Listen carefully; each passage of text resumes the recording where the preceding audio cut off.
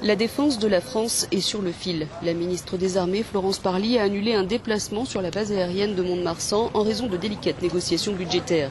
Alors qu'Emmanuel Macron, le président, a promis une augmentation du budget militaire pour atteindre les 2% du PIB en 2025, la situation déficitaire globale du pays perturbe cette promesse de campagne. En 2017, le budget de la défense s'est monté à plus de 40 milliards d'euros, soit 1,77% du PIB.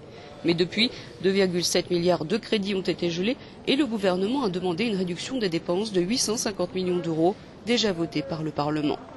Le budget original ne serait pas amputé, selon Gérald Darmanin, le ministre des Comptes publics, qui ne précise toutefois rien sur les milliards de crédits gelés. Il faut savoir qu'en 25 ans, la défense a perdu 20% de son budget. Ces dernières années, les priorités avaient changé, avec l'engagement français en Afrique et l'opération Sentinelle dans le cadre de l'état d'urgence.